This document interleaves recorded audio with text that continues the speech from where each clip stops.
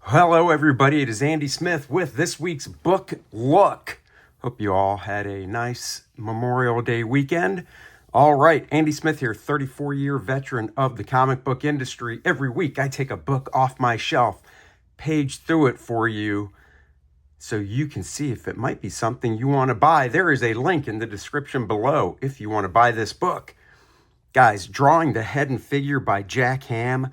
This book does not teach you to draw superheroes. However, it delves into everything. The head, the figure, clothing, shoes, hair.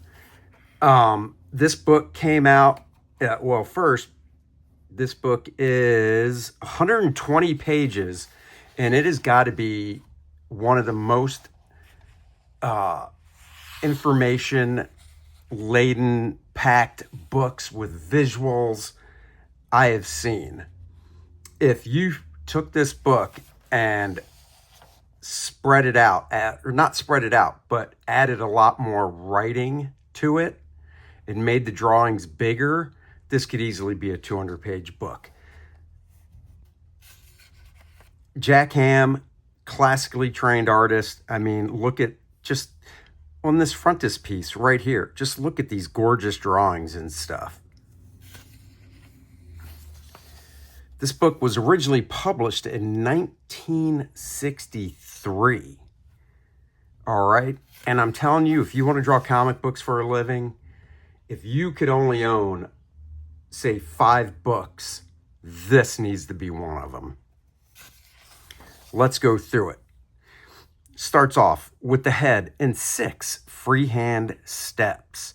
And here's the thing I like about this book. I always complain about other drawing books where they'll do step 1 and then step 2 and then step 3 is the final drawing. And you're like, wait a second, it seems like you missed some steps in here. Not this one. This one slows it down and really takes you through the process. And it's nice and simplified. And the thing I like about this book too is it has a nice, the art, Jack Hamm. And I got to be honest, I don't know a lot about Jack Hamm, but I would almost say it looked like he worked in comics. Head construction. So look at this. He goes from the head in 6 freehand steps, and this is just the front view. But then he goes into full-on head construction. Look at the number of steps he is showing you. Another thing I really like about this book, the different eye shapes and stuff with eyelids and whatnot. And then same with the eyebrows. Different types of mouths.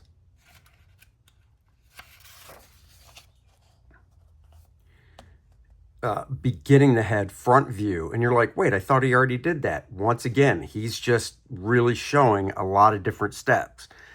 Love this triangle method here for the eyes lining up with the mouth and the lips. He really gets into measurements here using the eye width as a measurement device. How to Draw Comics the Marvel Way, Drawing Dynamic Comics by me, even goes into this. The head is 5 eyes across. 1, 2, 3, 4, 5. And then he even shows like eye measurements for the width of the nose. This is more for a woman, you know, using the eye measurement for the chin and all that. Really detailed stuff. Experimenting with a flattened pencil, so just drawing techniques, and then going into drawing an eye. And he does a pretty good deep dive. See what I'm saying? Lots of drawing, still lots of text, but the way it's laid out and broken up is very well done. This I thought was good. Right here, sometimes on a side view of an eye, and I did this for a long time, the black part, the pupil, iris, whatever, I would draw right on the edge, right on the outside, but it actually sets back in. See that? Little things. The eye wheel.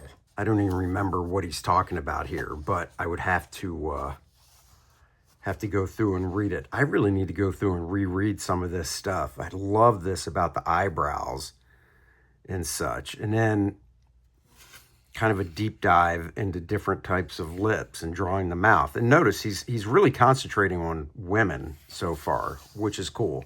A lot of books start off and they just concentrate on men. And here we go, nose construction. I love it. Male noses, and look, just different types. So if you're creating a character and you're like, oh, I want to give him a different type of nose, and obviously with basically a computer in your pocket, your phone, you can Google search just different real people for different noses. But then there's also, this book. Pick it up, look at the different nose shapes. He does it for female noses, nostrils and stuff. Talks about using the fewest lines in drawing a nose. Jack Kirby, John Byrne, those guys were great at drawing the nose with few lines. And this is what I'm talking about when it comes to comic books. Casting a subtle shadow. This is great for inking right here. Just showing these little shadows and stuff. And we're only on page 17. Does a deep dive on drawing the ear. Different angles of the ear. This angle right here. Kind of a 3/4 back shot. Very hard to draw. Look at that. He breaks it down. Honestly, guys. And then this is all done in pencil. Here, all in ink. No less. So if you're like, well, how do you render this in ink? It's right here. Right ear. Get it? The natural fall of hair. Now he's going into hair. And then he even shows like a close-up and such. And of course, he's talking about women's hair, different inking techniques even. Telling you guys, 1963, this book came out. If you don't have this on your bookshelf and you want to draw comic books, I don't know why you don't own this book. Everything in this book holds up today. Drawing men's hair step by step. Look at this. He even goes into, this is like an inking demonstration.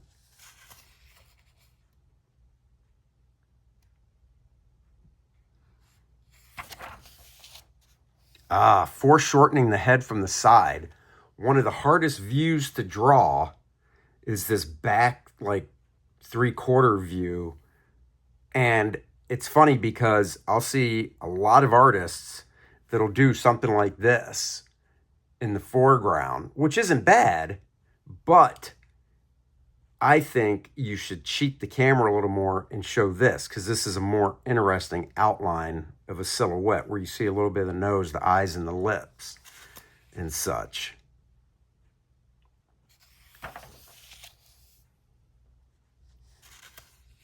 The female profile in an easy sequence. Of course, he says it's easy, but as a beginner, you got to practice. Differences in male and female profile. The head in fashion and design. So here it's even getting into different styles and such. Here he's talking about different rendering techniques. This is pencil. This is a number 2 brush. Here he's got a Hunt 99 pen. Another type of inking style with that pen.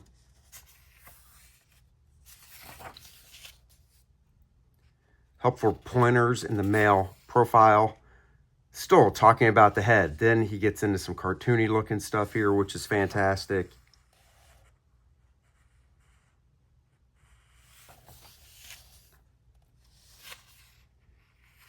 This is what I'm saying. Jack Hamm, beautiful cartoonist here. Very classical. Of course, going into children and stuff. I love this little example here. Ages 1 to 2 all the way up, 25 to 35. Seeing the difference. I mean, honestly, I said it. I'll say it again. Said it earlier in the video, and I'll repeat myself. If I had to get rid of all drawing books except for 5, this is one that would be a keeper. All right, proportions, human figure. Here we go, guys. Look at that, 8 heads high. And this dude looks just like a normal guy you see every day on the street. 8 heads high figure.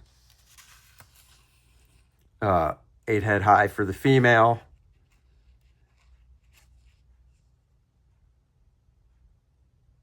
He shows where it all breaks down.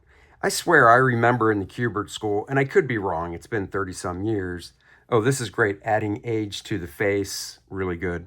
I swear in the Kubert school, we did the 8 heads high. I remember that. I swear that the second line here, or third line down, where it says nipples, I thought it was the bottom of the chest, right? The chest, the pectoral shelf. But it's the nipples, and because the bottom of the chest drops below that. So, is what it is. Bottom of the knee. Some people will take the 8th head down to the ankles and then the feet drop below it. Just depends. Of course, he goes into some skeleton anatomy, but this is nice. The simplified figurette, or the mannequin. And this is what's really important right here. See these 2 shapes? Male, female. Female has like that hourglass, they always say. Male, wider at the top, narrower hips. Another great example here.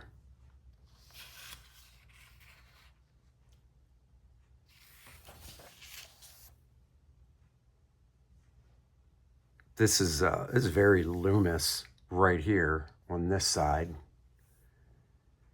I totally remember this. I remember way back. I was in the Kubert school stores school as a senior, and I went to a convention with Bart. Bart was a guest there, Bart Sears, and Adam Hughes was a guest. And it was the first time I met Adam. I remember watching him draw, and he would almost start off like this, the 2 triangles for the female figure. Great way to start off.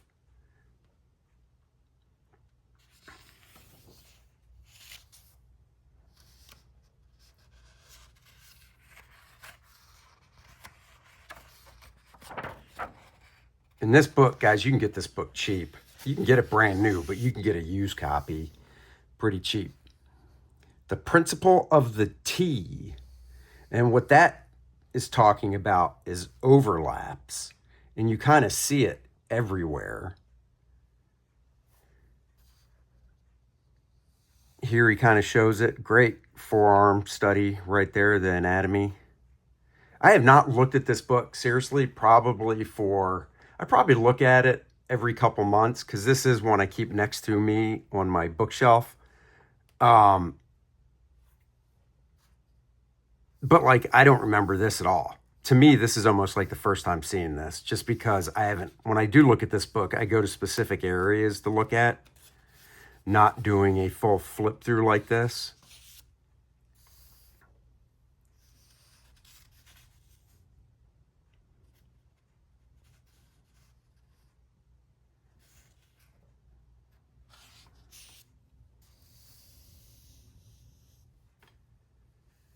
Simplified guide, standard positions. So showing leg positions. This is for the female. Very nice here.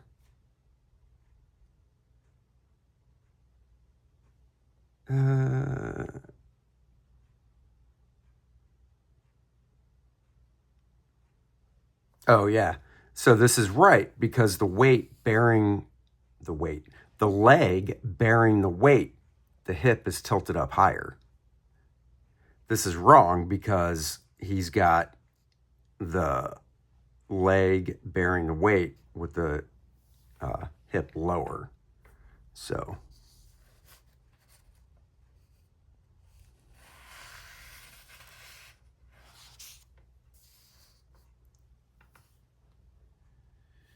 you know, the pelvis. You don't need to know all the detail like that. So he breaks it down into a simpler shape.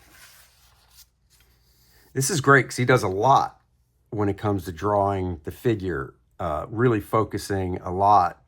It's probably 50-50 male and female, but as of in the beginning of this book, just looking through it, you can see he's showing a lot on the female figure, which is very important for drawing comics.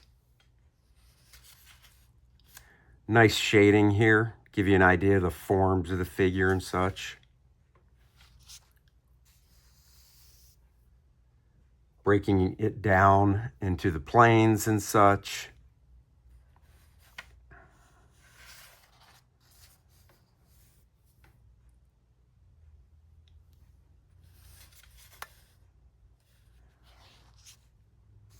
And notice he hasn't even touched really anatomy yet, you know, the musculature and stuff. And like I said, so far, these are all realistic people. And the whole book is that way. He doesn't get into like, now you're drawing superheroes and stuff, because this still applies. It doesn't matter how big the figure is and stuff like that. This is great right here. Little pet peeve of mine is when I see guys draw the ankles even across. I know you're sitting there saying to yourself, who cares? It's just the ankle. It just drives me crazy. It does. Even drawing simplified feet, like say Mark Silvestri does. I'm thinking specifically of like Wolverine and such. Getting this proper makes it just look that much, to me, more grounded in reality, even if it's a cartoon drawing of the foot and ankle.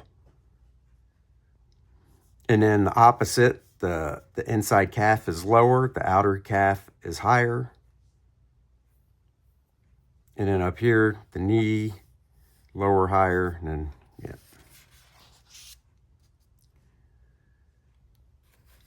Now he's breaking down neck muscles and stuff. And see what I'm saying? Once again, lots of writing, but it's broken up into small chunks. So if you had just one big chunk of this with the numbers and then all the art at the bottom, you might get to this page and be like, I don't want to read all that. But this breaks it up nicely.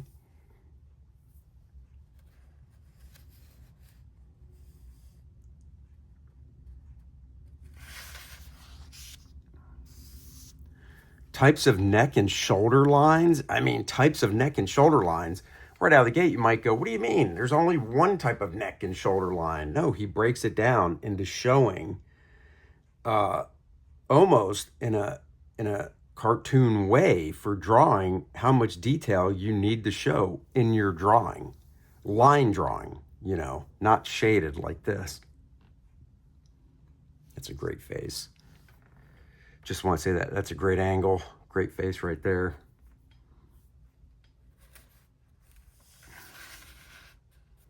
The shoulders simplified, very nice.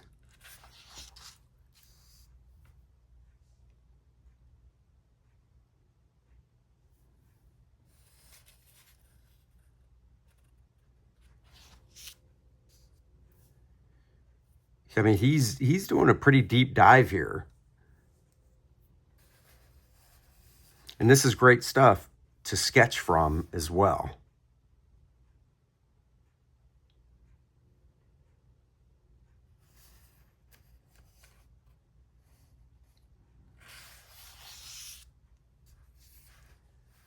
Now he's going into the bones, and then this is just helpful pointers in drawing the arm, like he says. Little things like this help to remember. Here, this is good. It may be surprising to know that the expanse between the wrist and the inside bend of the elbow is in many cases but a hand's length. Now, guys, how many of you right now are bending your arm and putting your opposite hand there to do the measurement? I am. Off camera, I am right now. And oh my God, look at that. From the inside of my arm to my wrist is the length of my hand. And this is all helpful for drawing, you know, regular, normal people. If you're drawing the Hulk or, exaggerated superheroes, that goes out the window. This is cool right here. Doesn't matter. Now, this is for a woman, but this could still apply to a man as well, where it's out and then in and then out in, all this for the outline.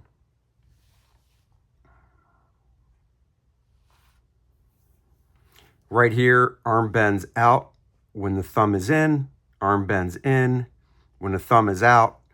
That was something learned as well early on, where wherever the thumb is, the arm curves towards the thumb. So if the thumb is in, curves towards it. If the thumb is out, curves out. Even here, you can see it, thumb is out, and it has this curve right here.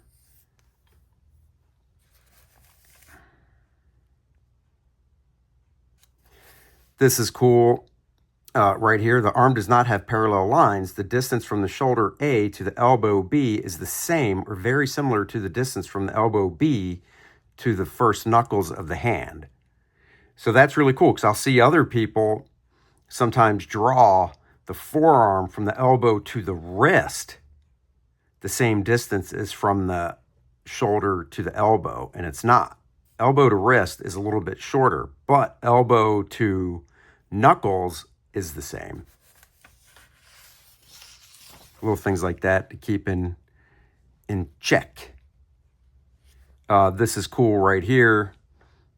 Above the, let me just see, trying to match these up right. Above, witness the arm hanging front view. The outer contour does not square off with the shoulders. There is a gentle curve out, then in. The upper forearm edge is farthest from the body. Okay, I'm trying to find this right here. 1, 2. At left and below, notice the mark-offs on the arm. Okay, so basically what he's showing is top of shoulder, inner part of arm cut in half, deltoid connects. Inner part of bicep, upper arm to wrist, cut in half. That's where the outer muscle cuts back in. And in here, if you cut in thirds with the arm bent, the shoulder comes in. Now, that's where it comes in on the outline. It pops in lower if you were to draw into it. All these little measurements. Look at this. This reminds me a lot of Bruce Timm right here, the simpleness of this.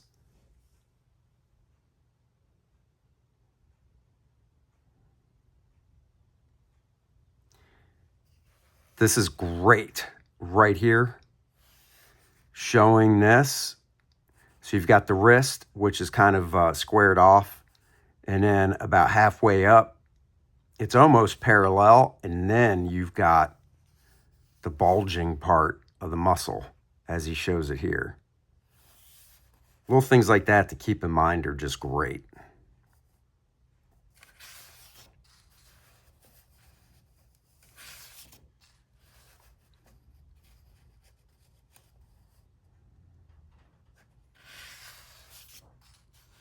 Then he gets into the hand, simplified, and he will get more detailed here. But starting off with the simplified shapes is always good to know. And measurements, like he does. The hand is a wedge shape, as you can see. The whole hand here, and then palm and fingers.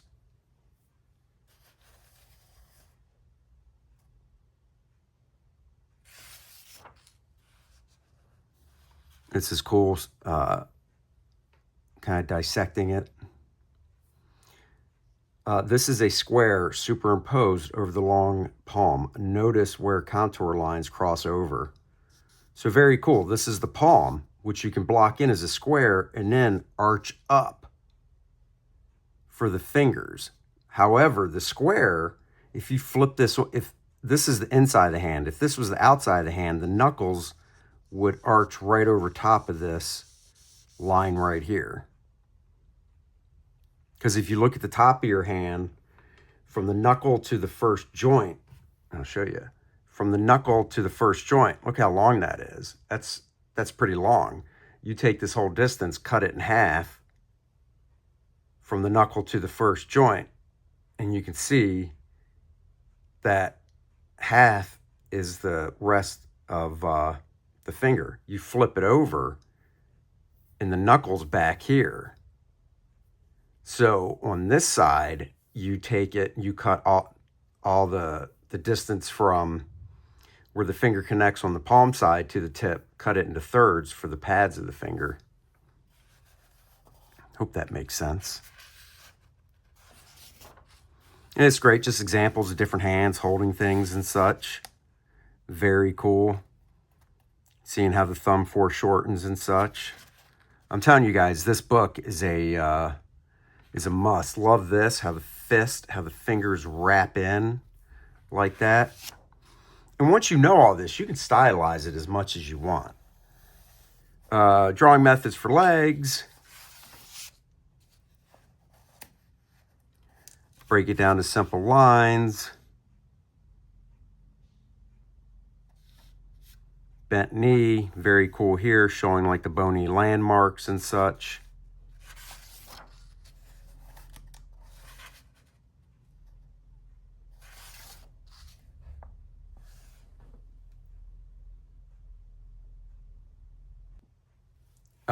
I love this right here with the bent knee.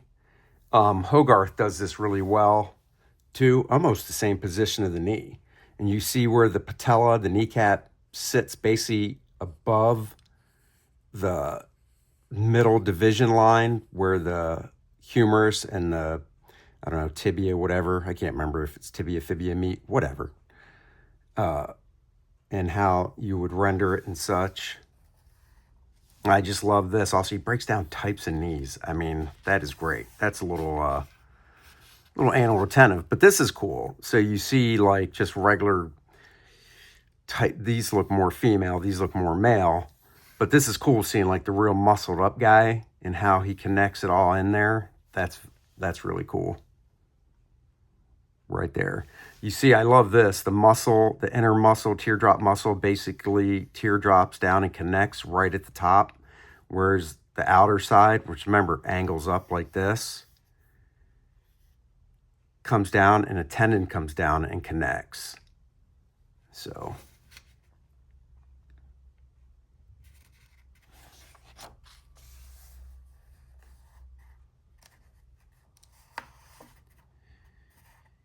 And then squatting and stuff. Very cool stuff there. Fundamentals of feet. He doesn't spend a lot of time on feet.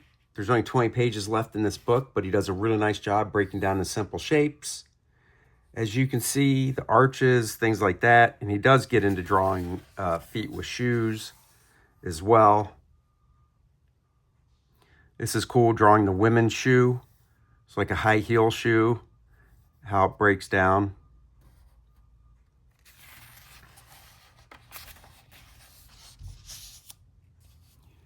And then the high heel shoe kind of in perspective and stuff. Very, very cool. This is sometimes what I'll reference, you know, Lilith, Infernal Conflict, coming to you soon from Astonishing Comics. Dennis and Andy expanding on the Warder Cordrath. She wears high heels. So sometimes I might reference this. And it's cool seeing, he just shows the different types of silhouettes of heels that you could pop onto this shoe. So that's pretty cool.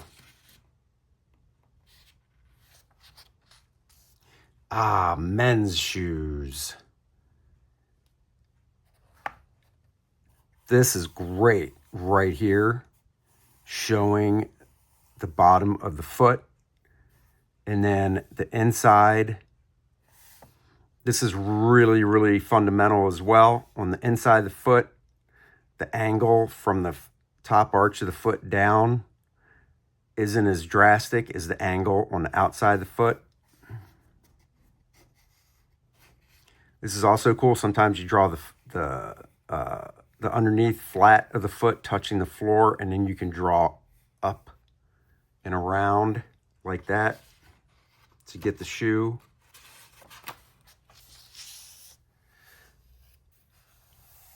And in different angles on the feet, very nice here. I love this shot here of the foot looking down on it like that. This is great how if you take the heel and cut a straight line up, it goes to the outer side of your foot, and then the inner side comes out and around and down. You can see it there and there. Very important. And in simple folds, I had this turned down because it folds in clothing to this day. I still love to look at and refresh my memory on. Various types of folds here, very cool. And then just different types of crunching and pulling and stretching and stuff with the folds, which, in, you know, these examples you might go, oh, applying it to the human figure. And then boom, over here, he kind of shows it. Love the inking on that figure. And I'll be honest, I've had this book since the Kubert School.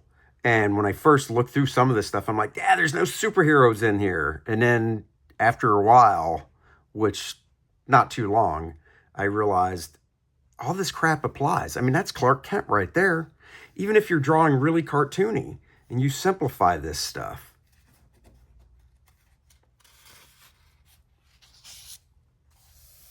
And then dressing the figure and in different ways of clothing the torso, kind of different inking examples as well.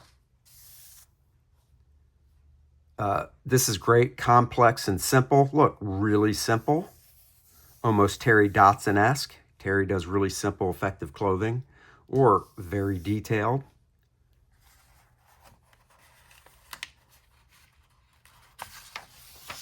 And don't worry, he doesn't forget the dudes. Now, he is drawing more of the men examples wearing suits, but suits are difficult to draw. You draw that, drawing somebody in t-shirt and jeans or dress shirt, whatever, not that big of a deal.